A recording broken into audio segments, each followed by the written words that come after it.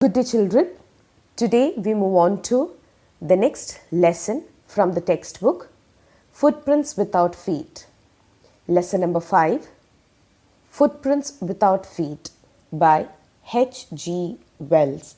Herbert George Wells was an English writer who was prolific in many genres, writing dozens of novels, short stories, and works of social commentary, satire, biography, and autobiography, and even 2 books on recreational war games.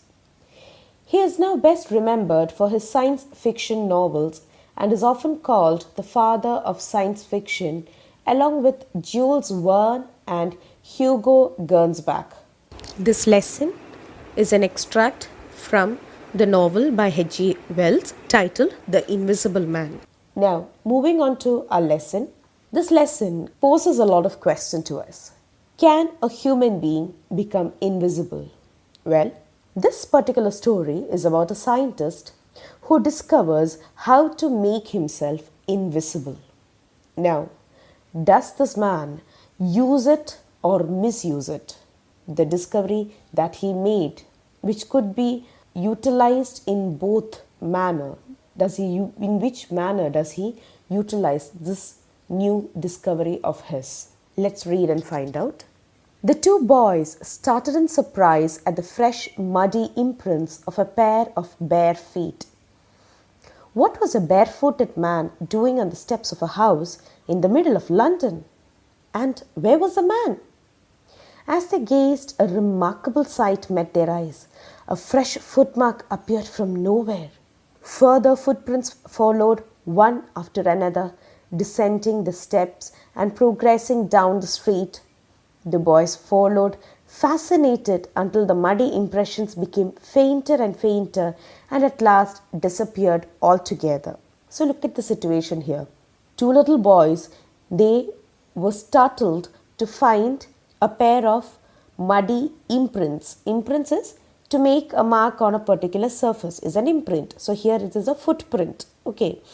So of a bare feet. Bare feet is feet without any shoes or any sort of anything being worn. It is just bare. Okay.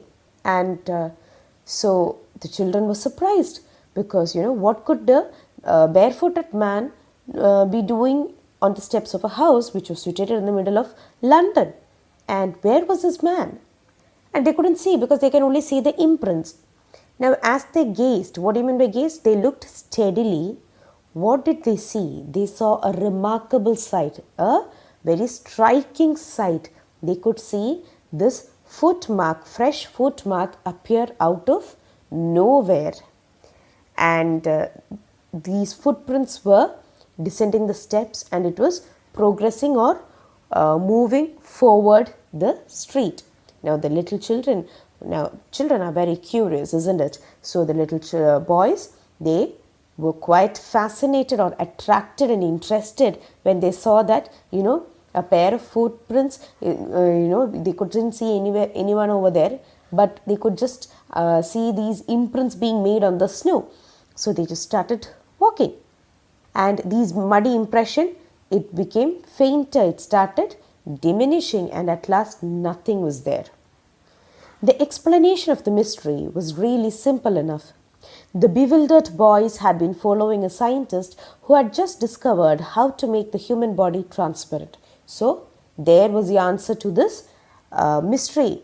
It was these bewildered boys. Bewildered is puzzled, very puzzled boys. They were following a scientist who had discovered to make the human body transparent. Griffin, the scientist, had carried out experiment after experiment to prove that the human body could become invisible.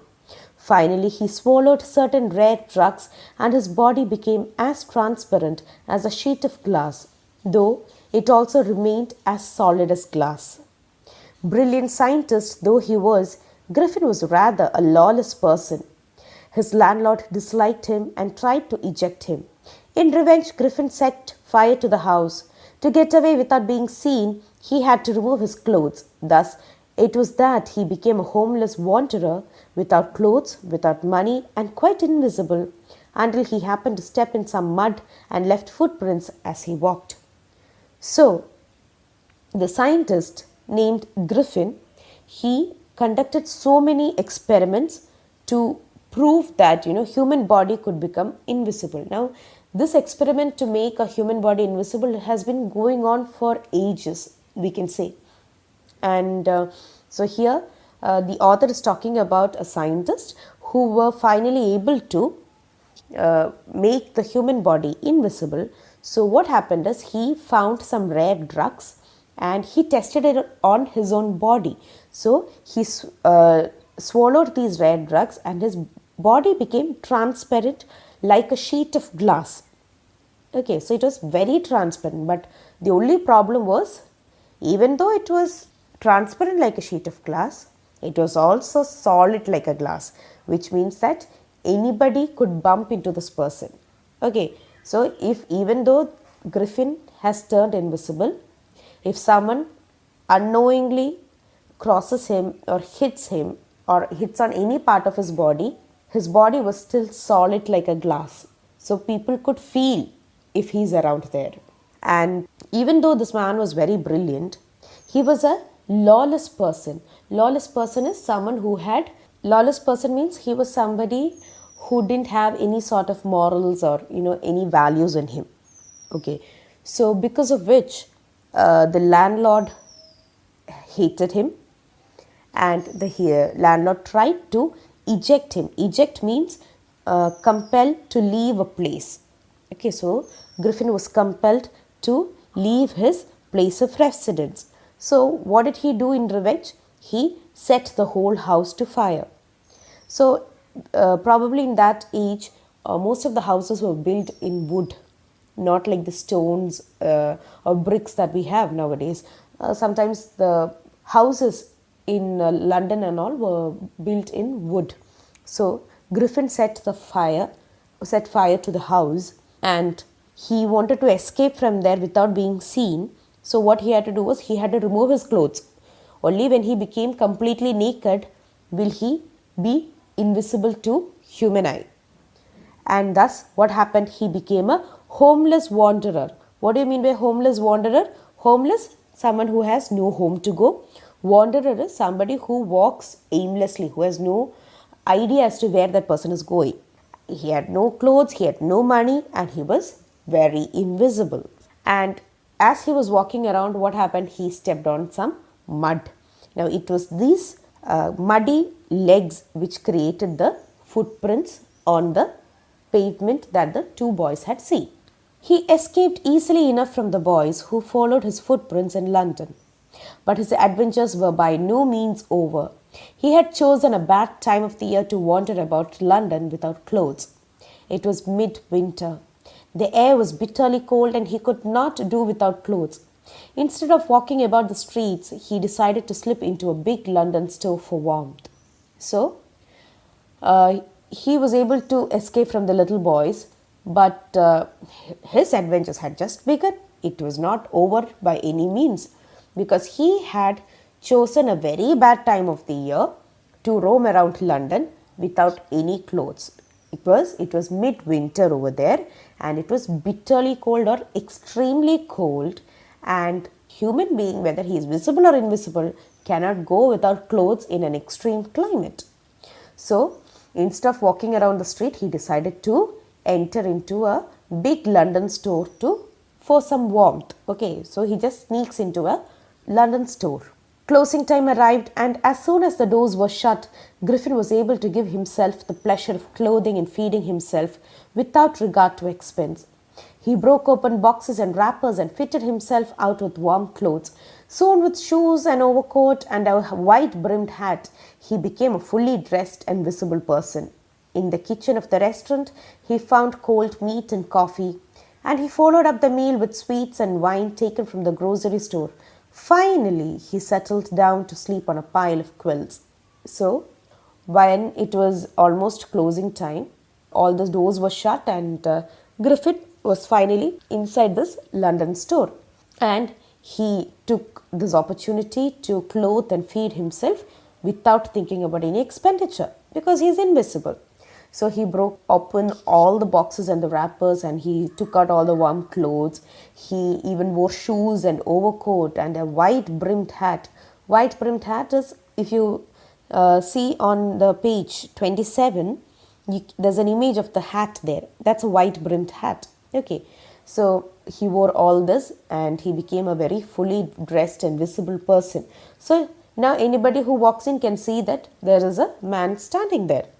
And from the kitchen in the restaurant, he found cold meat and coffee, and he followed up the meal with some sweets and wine that which he took from the grocery section.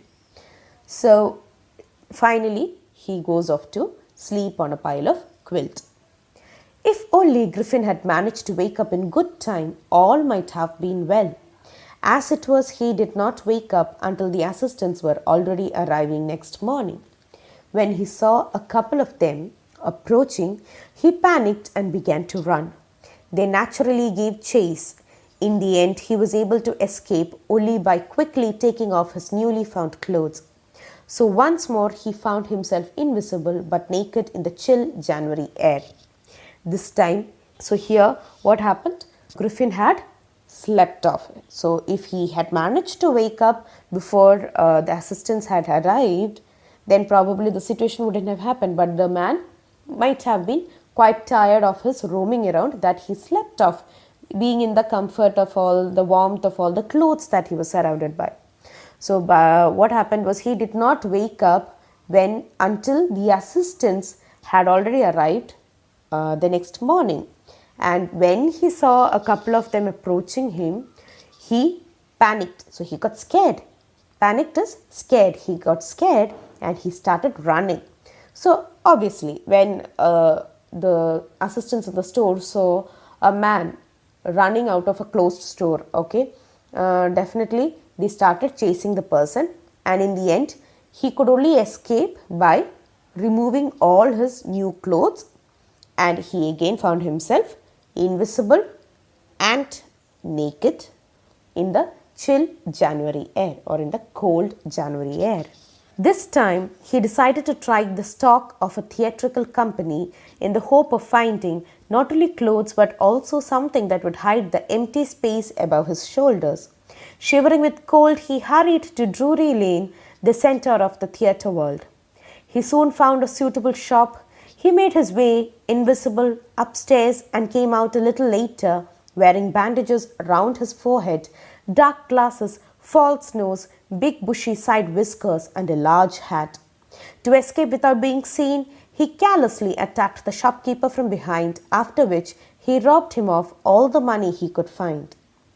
So, after this experience, Griffin decided to try his luck at the stock or the materials at a theatrical company. Now, a theatrical company is a company which does theatre or plays. Like, it's a theatre, a company which stages plays. So, as you know, London is quite famous for the plays and the theatre.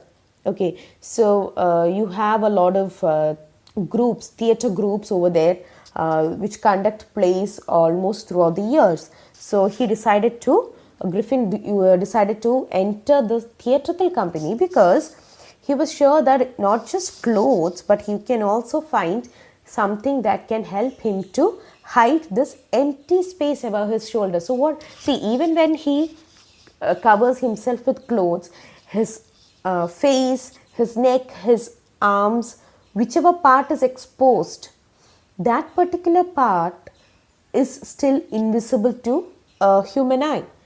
So, and people definitely will get scared to just see some clothes walking around. So, he wanted to get something that could hide that could cover even this invisible parts of his body. He was shivering with cold and he just hurried towards Drury Lane. Drury Lane is a lane in London where a lot of theatrical companies have their shops over there. So their shops will be filled with all equipments and accessories which is required to stage a play. So all sorts of accessories, from wigs and fake noses, fake eyebrows, fake whiskers, fake mustaches, and a lot of things like that. will be available in such places.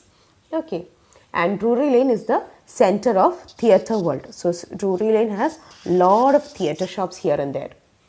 He soon found a suitable shop and he made his way. He was still invisible, so he made his way upstairs, and after a little while he came out wearing bandages. So he wore bandages to cover his forehead, and he wore a dark glasses so that his eyes is covered. So he has a dark glasses. He wore a false nose. You have these fake noses, isn't it? So he wore a fake nose, and there were big bushy side whiskers. Now whiskers are just hair which grows on your face. You know, sometimes you have seen, isn't it, these certain movies you must have seen how old people have or certain men, the way they are characterized, they have some hair growing out of their ears, and you know, like a kind of a hairy person. So the man also had some bushy side whiskers, and he wore a very large hat.